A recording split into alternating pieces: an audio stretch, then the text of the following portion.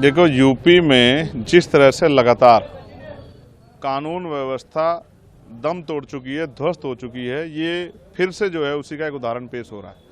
लगातार कमजोर वर्गों के लोगों पर हिंसाएं हो रही है।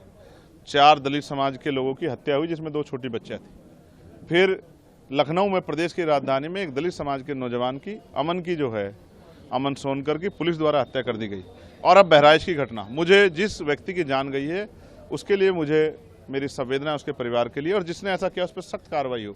लेकिन हम इस बात को भी इग्नोर नहीं कर सकते कि जिस तरह से जानबूझ के, इस तरह से गाजियाबाद के जरिए या किसी और जगह से, जिस तरह से एक समुदाय को उकसाने का, भड़काने का, सड़कों पर लाने का प्रयास किया जा रहा है, और लगभग इस बार तो जो है वो सफल भी हो गए हैं कि हिंसा जो है जिस तरह की होती दिखाई दे रही है।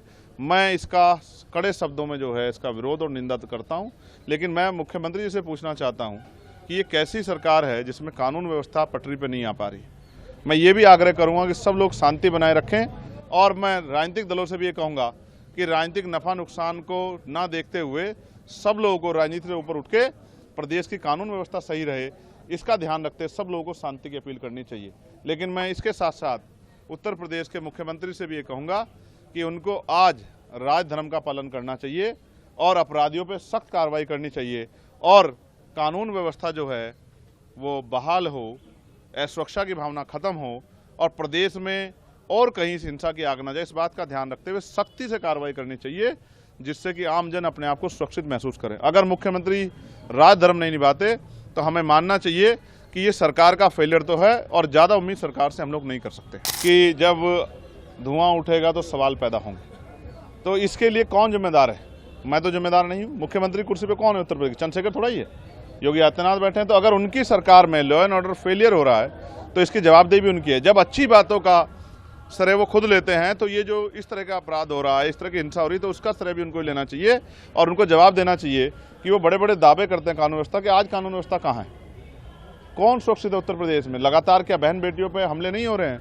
लगातार क्या तमाम तरह से दलितों पे, मुसलमानों पे, पिछड़ों पे जुल्म नहीं हो रहे हैं? क्या लगातार नौजवानों पे जो है हमले नहीं हो रहे हैं? लगातार किसानों पे हमले नहीं हो रहे हैं?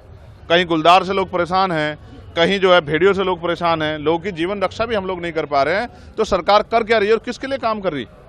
मुझे बड़े दुख के साथ कहना पड़ेगा, उत्तर प्रदेश में जो सरकार है मौजूदा, उसकी संवेदनशीलता जो है वो मर गई है, जिसका खामियाजा उत्तर प्रदेश की जनता को चुकाना पड़ रहा है। मुख्यमंत्री राजधर्म निभाएं और सख्ती से निभाएं, और जिस तरह की उद्दंडता करने वालों पर सख्त कार्रवाई करें, जिससे कानून व्यवस्था बहाल हो।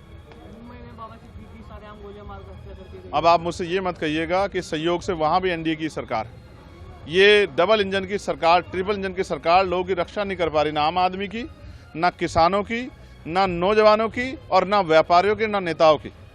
मैं तो संयोग से मैं बच गया, लेकिन बहुत सारे लोगों के जीवन में ये दिन नहीं आएगा। तो आपने देखा किस तरह सरेआम हत्या हुई, धमकी देके। तो इस पे जो है ये किसी के ऊपर टिप्पणी करने पहले अपने गिरवान में जाके सरकार को देखना चाहिए कि वो इस प्रश्न चिन्ह का जवाब, इस सवाल का जवाब कैसे देंगे। श्रेष्ठ भारत पर खबरों से जुड़े रहने के लिए चैनल को सब्सक्राइब और लाइक करें, बेल आइकन दबाएं और देखते रहें श्रेष्ठ भारत।